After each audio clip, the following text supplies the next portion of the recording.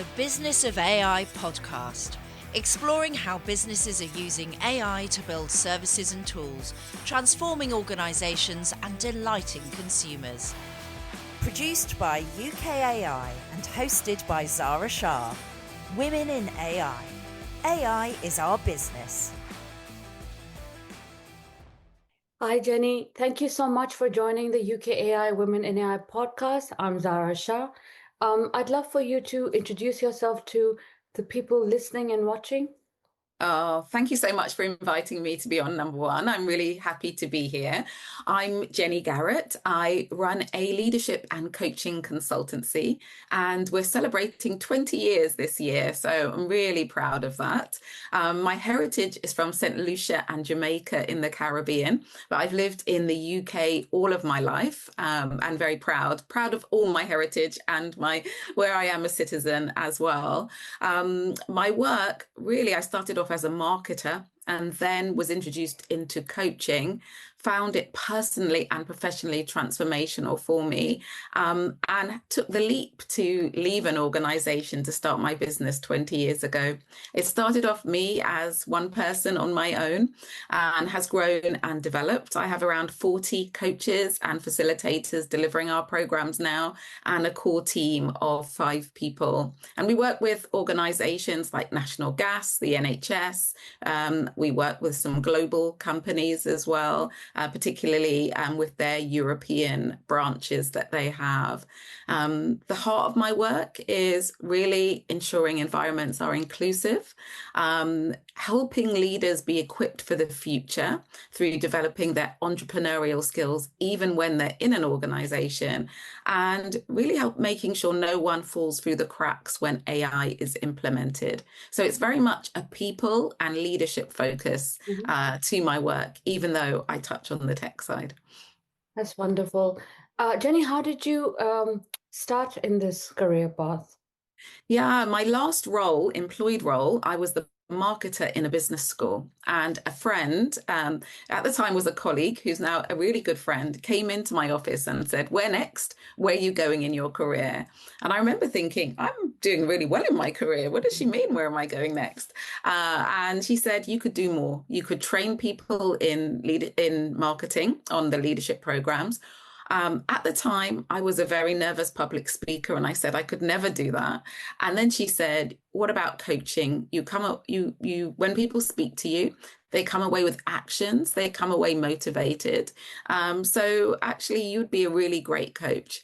And because I was working at a business school, they had a relationship with a university, and I ended up completing a postgraduate certificate in coaching with Lancaster University.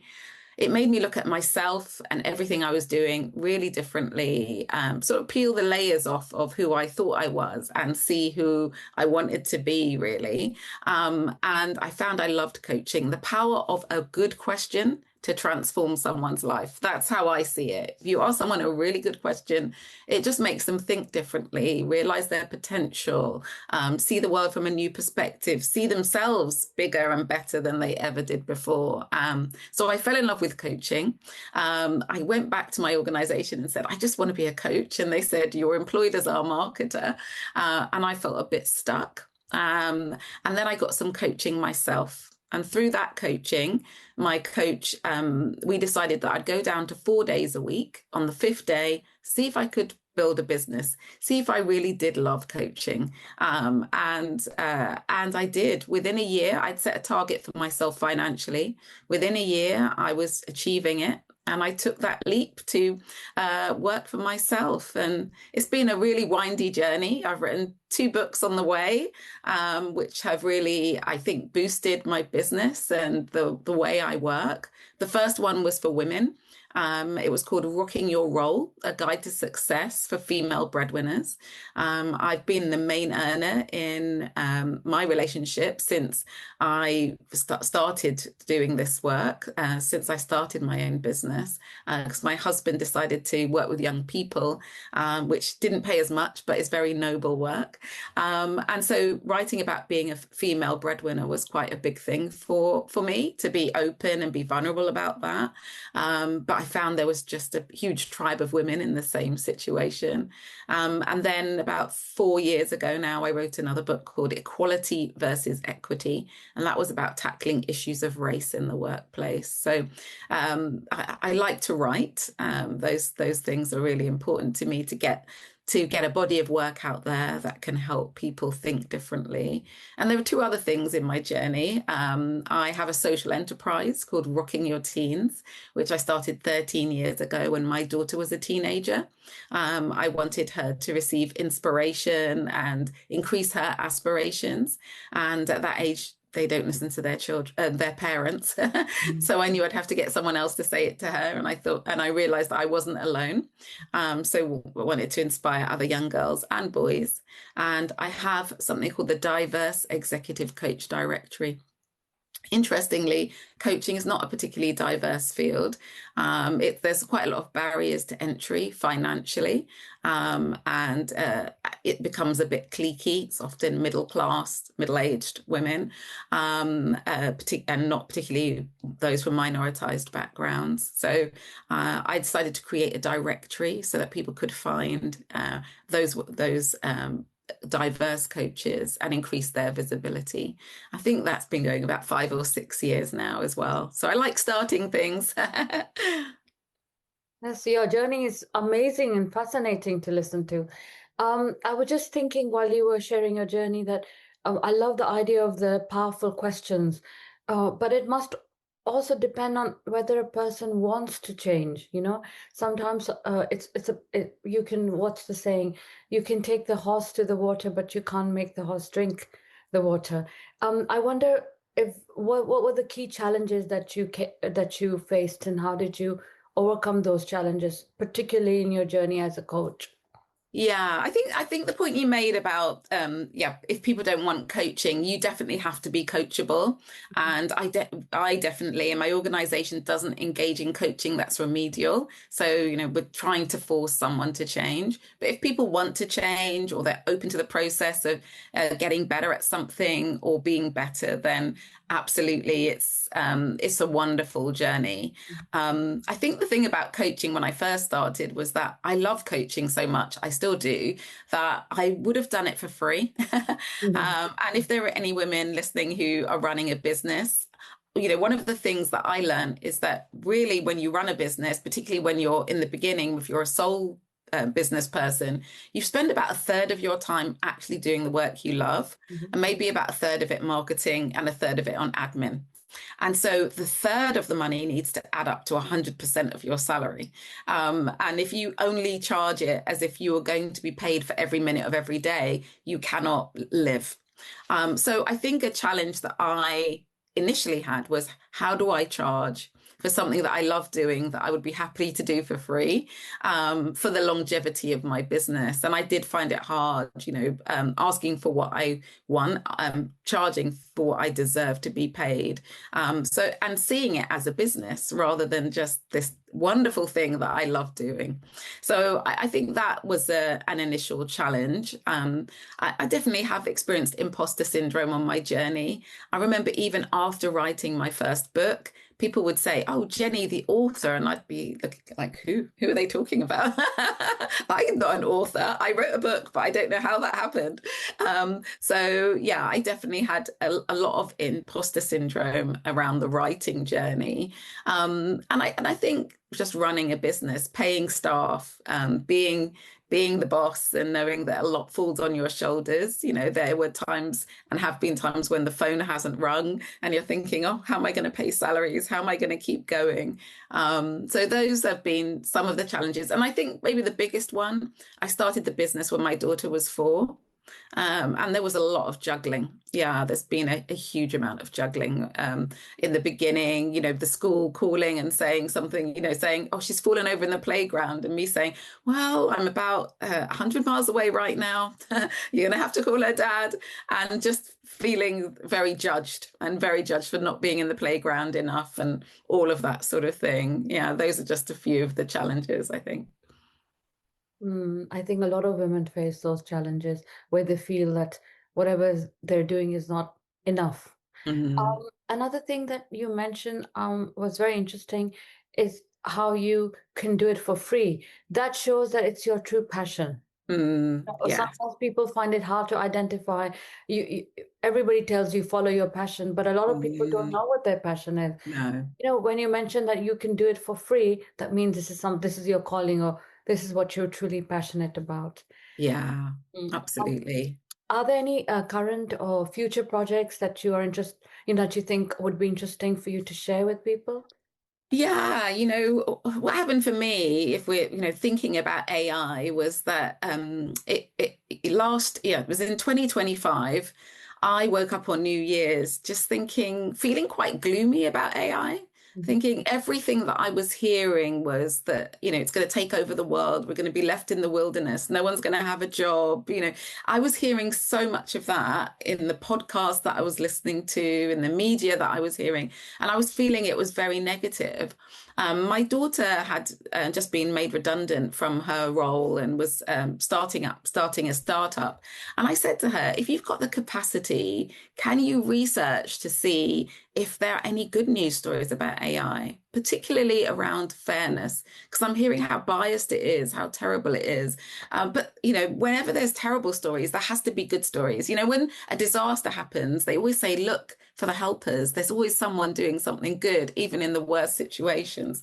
So she started researching, and very quickly she found some examples from all over the world of people doing great things using AI, whether that was things like helping in healthcare, in IVF, helping with the digital divide, developing countries who weren't getting access to education, using AI for that.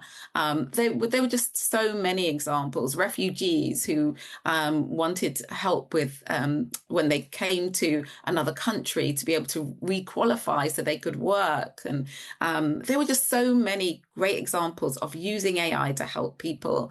And I said, wow, this is really exciting. So we started a podcast, AI for Equity, in June last year.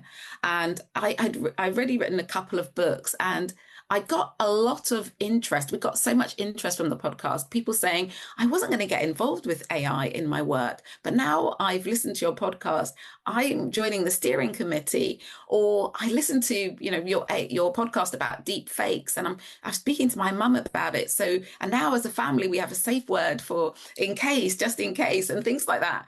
And I just thought, this is helping people, and this is really interesting to people. So we approached the publisher that I had Emerald previously, and put in a book proposal, and we got a book deal last October. And that book, we wrote it, we handed it in April, the finished manuscript, and it comes out in October this year. So we're so excited about that. It's 12 different people that we've spoken to understand what they're doing around equitable AI and how they're making a difference. And we really want to inspire people and to think about AI intentionally, to bring those use cases around AI from the margins into the center, so that we really amplify them, and help people really think about how they can ensure that no one's left behind when the implementation of AI happens. So we're really excited about the book. I've written it with my daughter, and that's just been something wonderful as a mum, to have a podcast with my daughter, to write a book with my daughter. It's just I feel really blessed actually to have this time with her, because at some point she's going to go off and start a family, or travel the world, whatever she decides to do. But I'm really having some quality time with her. That's wonderful. What advice would you offer to other girls, especially girls like your daughter, who want to enter this field but are very nervous, or they hear all the negative stories and feel hesitant? Yeah, I mean, I definitely say go for it, but I think expect, the challenges, that if you're young, people will underestimate you. I think there's a lot of bias against young people right now. People, so much said about them. They're lazy. They don't want to work. They expect everything handed to them. There's a lot of judgment without actually knowing young people. So I think expect that you'll experience bias, and then you're a woman on top of that. Kimberly Crenshaw, who talks about intersectionality, says, when it comes to that kind of bias, it's not 1 + 1 = 2, it's a compound effect. So, you're young, you're a woman, maybe you're from, you're neurodivergent, or you're from an ethnically diverse background. It gets bigger and bigger. But also know there's a huge community. There's people like yourself, Zara, and Women in AI at UKAI. There are amazing women doing fantastic things all around the world. And find your tribe of women to keep inspiring you. But also remember, if you're not part of that solution, we will be left out. We'll be missed out. Our voices won't be there. Even this week, last week, I typed in a question to Claude, and then I said, if I was a man, give me your response. And the response was hugely different. It was sort of, so much more assertive and ambitious. And that's Claude, who I think is not too bad, giving me this kind of response. So we have to know that bias exists, but we have to be in those rooms. The data has to be based on us, and we have to share our perspective to change things. So I encourage you, be part of it, but find your tribe of people to support you while you're in it as well. What do you see yourself leaving behind? What legacy do you aim to leave behind, or you wish to leave behind? Yeah, that's a lovely question. I think for me, everything I do is I come across a problem and I want to solve it for not just for me, for everyone. And so the legacy I want is to have been a person who helped people solve certain problems, whether that's around people finding their own answers and their own potential through coaching and leadership, whether that's around, women who are the main earner, recognizing they're not alone and that's actually a positive, you're supporting your family. Or whether that's people who are struggling with thinking about how AI fits into this world, or how they now fit into this AI world, and they can see a positive way forward, and they can see that potentially it can accelerate positive change. For me, those are the things. So it's about, I'm a person who uses my own problems to try and solve them for other people, and I hope that will be a positive legacy. That's very, very inspirational. How can people get in touch with you? Yeah, I'm on LinkedIn, Jenny Garrett OBE. I'm on, you can find my website, jennygarrett.global. Those are probably the best places to find me, LinkedIn or my website. Very easy to just type me in and look me up. Jenny, is there anything else that you'd like to share with people watching and listening? No, I think that's it really. I think if you're a leader in an organization and you haven't been thinking about AI yet, this is your time. Think about how it impacts your people. Think about the people who are maybe being left behind or falling through the cracks, and actually engage in thinking about how do you lead through AI and use it to augment everyone's experience and move away from the productivity and efficiency conversation. I think that is minimizing it. Basically, your call to action is to look at the ethical impact, look at the larger impact on human beings. Look at the larger impact and also just look at the human, value the human. Yeah. I love that. Thank you so much, Jenny, for joining us today. Thank you. Thank you. Thank you. Don't miss the next episode. Subscribe now. UKAI is the trade association for businesses across the UK. Tech and non-tech, large and small. AI is our business. Find out more at ukai.co.